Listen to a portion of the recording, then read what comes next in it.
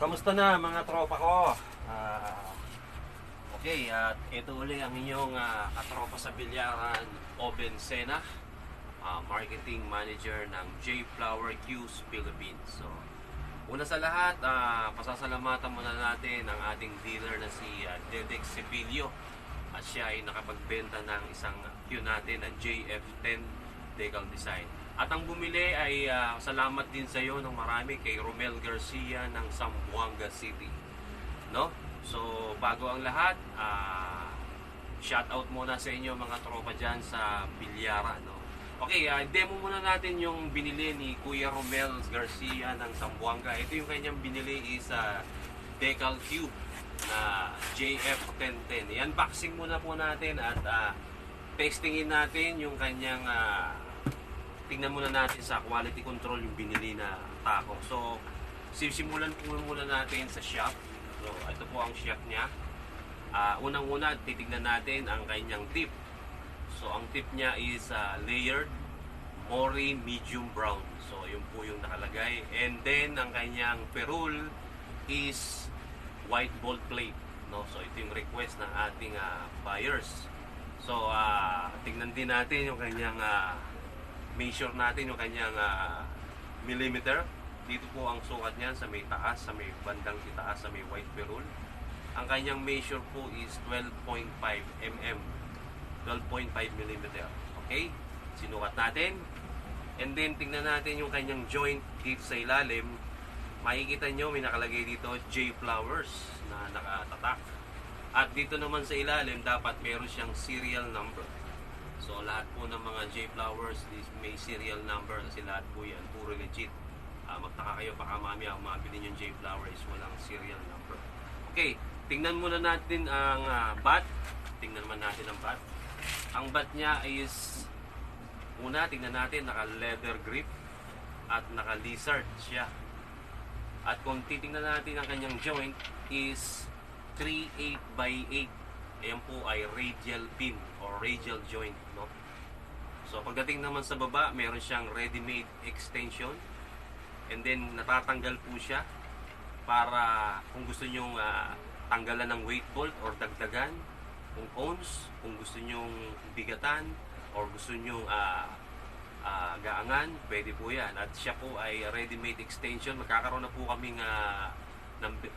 magkakaroon na po kami ng available na extension ngayon sa mga susunod na buwan, no? So order na po tayo niyan para sa mga walang extension ng J Flower, magkakaroon na po kami. Ngayon, titestingin naman natin yung kanyang straightness. So meron po tayo ditong portable straightness detector. So tingnan natin ang kanyang straightness detector. Malaman natin, medyo maiksi lang, pasensya na. Ayan. Okay. At diretso naman. Ayan. Medyo hindi ko lang mapakita sa inyo ng todo dahil medyo maliit lang yung aking space. At pagkatapos niyan, tingnan natin ang kanyang weight, no? Dapat ang weight ito is 19 kasi 3.7 ang kanyang shaft. And then ang bat niya is 15.3. So, eksaktong 19 or 19.1. So, ganyan. Tignan natin sa ating weight. Ayan. Nagtitimbang siya ng 19.1. So, sakto naman. Ang kanyang weight is 19.1. Okay, no? At ito po ay isesend natin via LBC. Makakarating po ito kay Romel Garcia ng Zamboanga City. Sa mga gustong umorder po ng ating product na J Flower, marami pa po tayong available na mga Q. So mayroon po tayo dyan sa page or message lang kayo sa page or sa mga dealer nating legit gaya nila Dedek Cepilio. Marami po kami mga dealer. Ako rin, pwede po rin kayong mag-message din sa akin, Oben Sena. Direct po kayo sa akin ng message, pwede rin po yan. At marami pang iba.